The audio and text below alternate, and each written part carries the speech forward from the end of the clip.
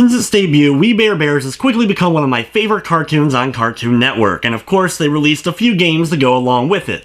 The newest being Stirfry Stunts, where you get to control Ice Bear working in a stir-fry restaurant, trying to feed customers before they become too angry and end up walking out on you. It's actually based on episode 7 of season 2, Losing Ice. But is the game going to be worth your download? Or is it just another tie-in game that isn't worth your time?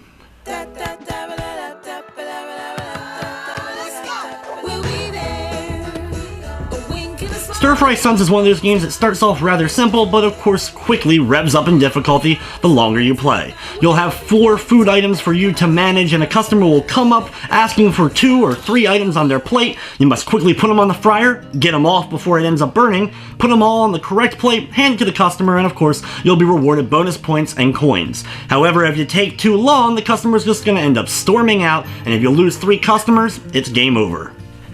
While you start off with only 4 food items, you can buy more from the shop, and you can have up to 10 total food items that customers can come up and ask for. And once you have 10 plus a customer asking for 3 different items on their plate, things can get pretty hectic pretty fast.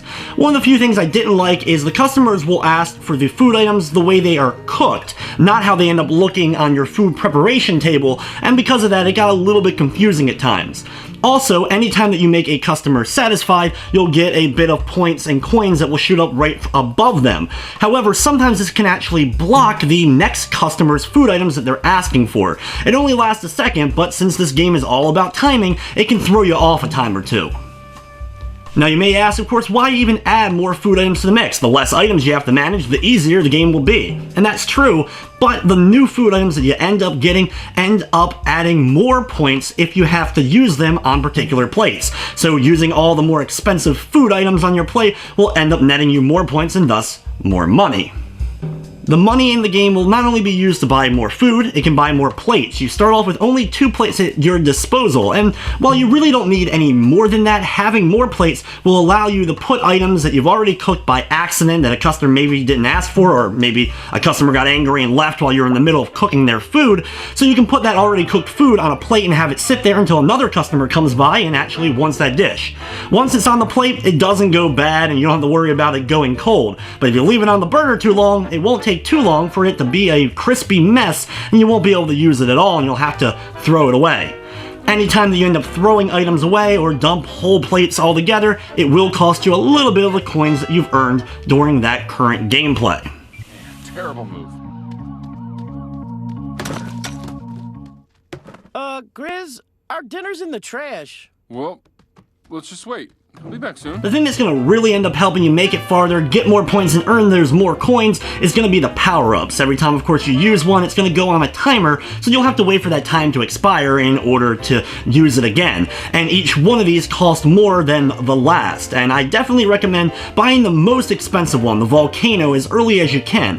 While that volcano is exploding on the stir fryer, you'll actually get 3 times the coins, and it'll allow you to earn a lot of coins relatively quickly. It does end up costing you 35,000 coins in order to buy it, but trust me, it's worth the investment. The other power-ups that you get will be like the feather, which will cause Panda to sneeze, in which case all of the customers' timers will go back to 0. You'll have the boombox, which will slow down the timers for a period of time, as well as you'll have the trampoline. You'll get to see Grizz bouncing on a trampoline, distracting the customers so they don't get angry, and the timers just keep resetting for as long as he's currently bouncing on that trampoline. All the power-ups definitely will come in use, and managing them at the best possible times will allow you to keep on playing. Once I had all 10 food items and all the power-ups, that's when the game really started to get fun and definitely became so hectic, but I was enjoying every second of trying to make sure I could get that food on the plate quick enough in order to satisfy the customers. The more expensive items, like the bigger grill, will definitely help you out as you can have more food items cooking at one time. One of the things I didn't like, if you accidentally throw a food item on the grill, you have to wait for it to cook before you can thus move it. Once it finally cooks, then you can dump it off to the side or put it on one of the extra plates that you have, but during that initial kind of cooking process, it can't be moved, and this ended up causing me quite a few times to be able to miss a customer's order by just a hair because I ended up cooking just the wrong item. Every time you click an item, it will instantly go over. You don't have to drag and drop the food items over to the stir fryer, but you do have to drag and drop them from the stir fryer to the plates, and then the plates to the customers. So I accidentally a time or two ended up clicking on the wrong item when I didn't want to, and ended up burning quite a bit of food during the course of my playthroughs. You can also earn power-ups for the grill itself, like an item that will cut the cooking time in half for every item, as well as an item that will instantly cook anything on the stir-fry. The most expensive stuff though in the game, like the different backgrounds, just to change up the scenery a little bit, were so expensive that it's going to take quite a bit of grinding and playing the game in order to earn all of those particular backgrounds and scenes. Overall, one of the reasons I like this game, though, is because of the We Bare Bears license. The game itself is nothing that we haven't seen on other mobile games or is part of mini-games on bigger console releases, but the gameplay does work. I didn't have too much trouble as far as being able to move my food to the stir-fryer, and to the plates, and then to the customers. Only a handful of times was I really making mistakes, and that's mostly just due to the hectic nature of the game itself.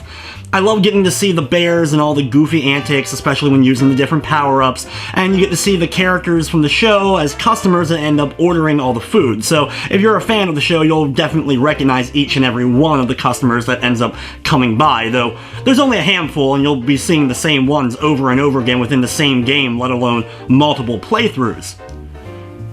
They use all sound clips and all from the show itself, some of which can be a little bit grating because you'll be hearing them so often, but I do like, of course, that touch of having that, though some original sound content would have definitely helped out. The music in the game doesn't really get on my nerves after playing the game for a long period of time, but it's pretty generic overall. The game didn't really crash during the course of my gameplay, and I love the fact that it doesn't bombard you with in-app purchases. Cartoon Network has done a good job, of course, since it is for kids, not including these tempting in-app purchases so that your kid would end up accidentally buying things that you, of course, don't want them to. The game is free, and it does have advertisements that end up playing, usually before you end up entering into a game. Thankfully, it's not in the middle of a game do they end up interrupting your play in order to throw an ad at you. The ads are about 15 to 30 seconds at most, and are all advertising various things, of course, that Cartoon Network would also be advertising themselves. I saw commercials for the new TMNT and Fruit Loops quite often during the course of my playing of the game. In the end, the We Bare Bears license, of course, wins me over, as I do absolutely love the show, and the game is simple, but it works. It's not bombarding you with microtransactions. I didn't have problems overall with the game. It wasn't crashing on me or anything like that, and if you're a fan of the show, there's no real lose here, as it's a free game. In the end, though, I'm going to be giving it a 4 out of 5. Of course, I wish there was a bit more content to it, a bit easier to unlock maybe the higher up unlockables, but overall, it's pretty fun. And anyway, guys, that will wrap up this review. I'd like to thank you for watching, and of course, I hope you enjoyed.